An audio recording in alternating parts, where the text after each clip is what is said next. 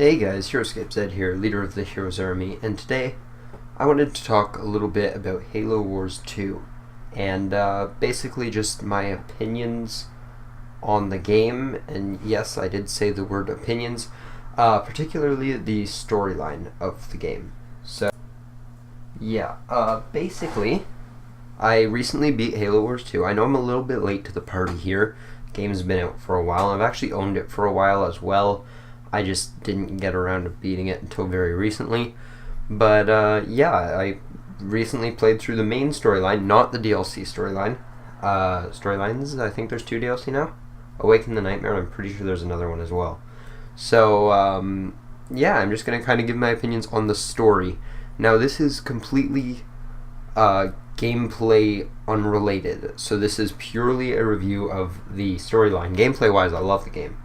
And I have absolutely nothing bad I could really say about it. The graphics are beautiful, and the actual game itself, runs really well. But storyline, I'm slightly in the middle upon. So I'm going to be talking about everything, good, bad, ugly. Basically just on the story, the characters. I'm going to spend a lot of time talking about Atriox and the Banished. And yeah, hopefully you guys take something away from this. If you have a difference of opinion, feel free to leave a comment down below. Also, if you want to see where I originally shared my very, very first impressions after having finished the story, you can head over to my Google+. It's HeroScape Zed Variety Gaming and More, where I posted a few days back about my when I just finished beating the game. I posted my initial opinions on it, and I'll be kind of explaining how those have changed, although to be fair, they really haven't changed much. So anyways, on to more important points. Also, by the way guys, the gameplay you're seeing in the background, if I'm not lazy and actually put gameplay in the background, that is Halo Wars 2, great game. I might start playing a little bit more of it on the channel. I don't know, I haven't really formally come back to YouTube yet, so uncertain. I'm just kind of making this as a one-off video because I have thoughts that I would like to express. And yeah, so 2 things guys, 2 things that you never want to hear about on the internet are both going to be contained in this video, and if you can't handle them, leave now before you drop your nasty comment and your dislike. This video is going to contain opinions, and it's going to contain spoilers. So if you have not played Halo Wars 2 and you intend on eventually playing Halo Wars 2, please click off this video now. And if you have a problem with opinions and you think that your opinion is always right no matter what and everyone else is going to be wrong, again, just click off the video. I don't need to say that in the comments. That said, I'm open to discussion. If you do have a difference of opinion, please feel free to leave a comment and I will express my views on that in response. Because I love discussing these sorts of things. It's actually really fun for me. So, onto the topic at hand, Halo Wars 2, and again, specifically, its storyline. So I'm going to start by talking about that. I think it's the very first cutscene of the game, where Atriox just brutally destroys Red Team, particularly Douglas. Douglas gets absolutely annihilated. That has to be one of my favorite cutscenes in all of Halo, all the Halo games. That's a really cool cutscene. Atriox just comes in like an absolute beast. He's laughing as they run away. He's letting them escape because he knows that they're no danger to him. I think it was phenomenal. I love the way Halo Wars 2 started. I like how it wasn't just a clean victory, to start it off. Hey, we run into these Banished dude bros. Oh wait, they're super easy to kill. Cool.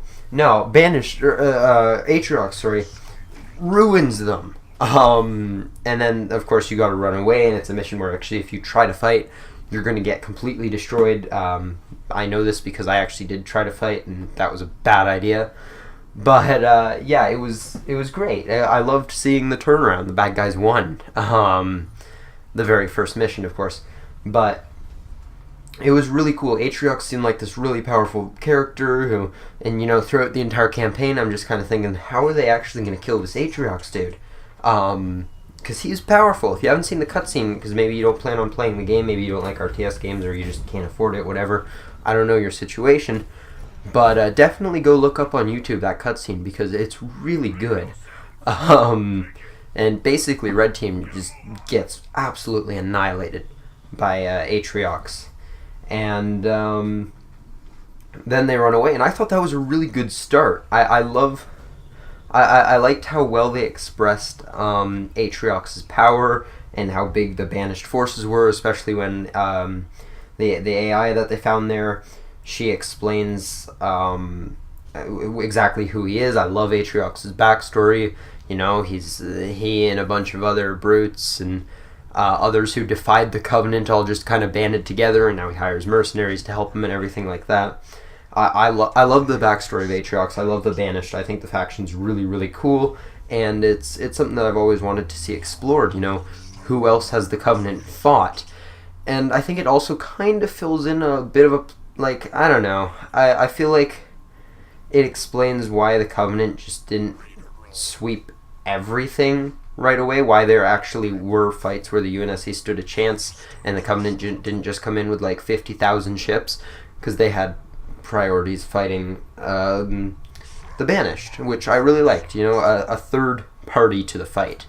I thought that was really, really cool.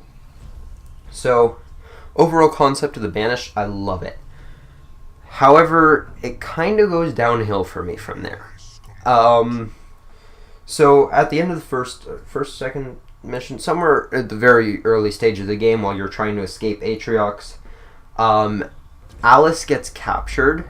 Alice being one of the Spartans of Red Team. I think it's Alice. I'm going to screw up a name, and everyone's just going to flame me. But anyways, I think it's Alice.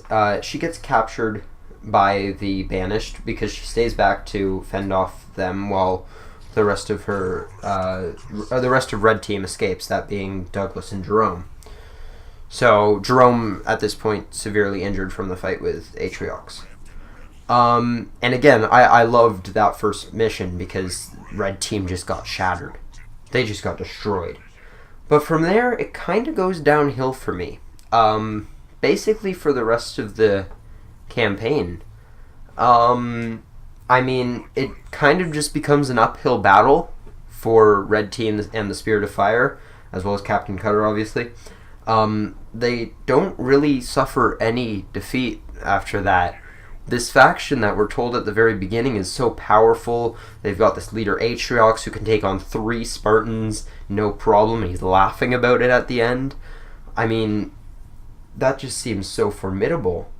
You would expect the Banished to be this really powerful opponent that you would be struggling for every inch of ground, and it would be a losing battle through the entire campaign until like the very end when Cutter would come up with some brilliant strategy. But it wasn't.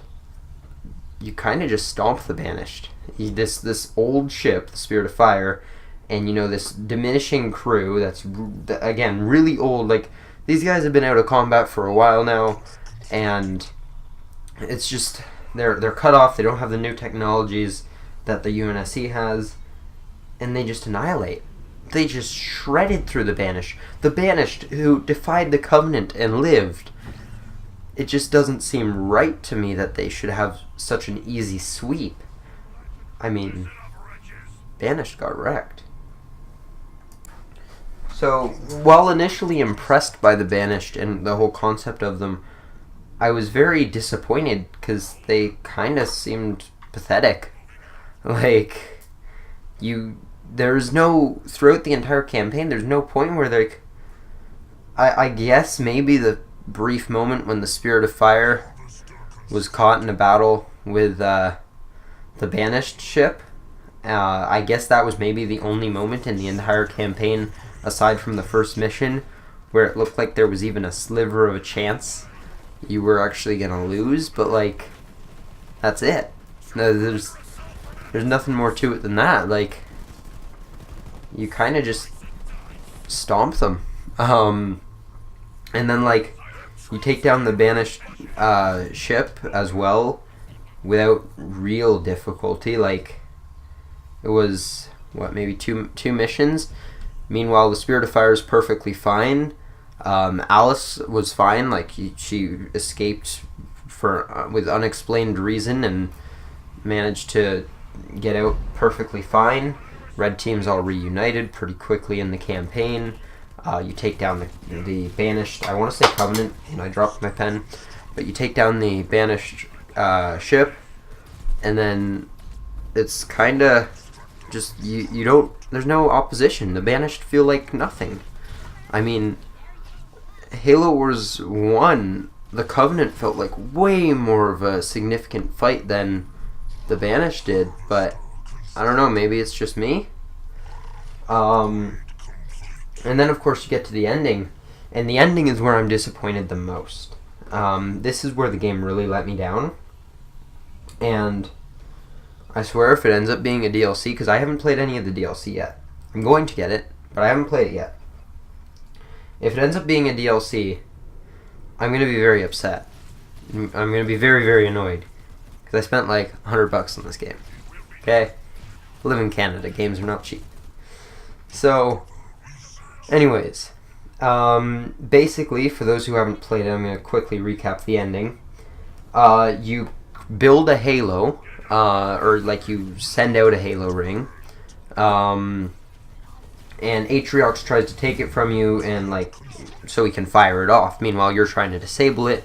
Again, you take it back from him, no problem, because banished are weaklings, apparently. And then you deactivate the Halo ring, and then the final mission, you're protecting Anders while she tries to work some magic inside the ring, so she can send a chunk of the banished flying off into space.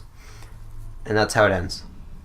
There's nothing more than that. Like, she sends the banished flying off into space. Everybody else gets back on the Spirit of Fire, which I guess is now just kind of returning home. And then the Halo ring that Anders is on gets like taken through slip space into some unknown location, and she kind of pops out halfway, like her slip space trip stops short for some reason, and she meets a Guardian. Now, of course, the Guardian implies that there's going to be some relation to Halo 5, possibly Halo 6, probably Halo 6, I would say, but it kind of just feels incomplete. Like, Atriox is still alive, Anders is lost, the Spirit of Fire is, I mean, just fine. Banished forces are crippled, sure, but Atriox himself already seemed like he was the biggest threat in the entire faction. It was just kind of disappointing, you know, and like, it didn't feel like an ending, it felt like the midway point. Like, I feel like there's an entire another campaign, and I looked around, I looked on the game trying to find another level, and I just couldn't find one. And I'm thinking maybe it's going to be in a DLC. Maybe it's already in a DLC. I haven't looked at either of the DLC, but it just felt so unfinished. It felt like there needed to be more. And then, not to mention the fact that Atriox got like 0 screen time the entire game. He was there at the very beginning, and you see him really angry at the very end. That's it. You never fight him, aside from that cutscene in the beginning where he just annihilates Red Team. He kind of just disappears. He walks off the face of the earth, and like, he never dies. He's still alive. And suddenly there's a Guardian. Oh, by the way, game's over. Yeah, you don't get to see what happens next. Nah, Halo 6/DLC. Pick one. And that really annoys me. I was really looking forward to a cool ending to that. I wanted Cutter to pull off some genius strategy and destroy Atriox once and for all, and I don't know. I was just looking forward to something cool happening, and it didn't happen, and I was really disappointed. So that's my general opinion on the storyline. If you think I missed something, please let me know. If you have a different opinion, let me know.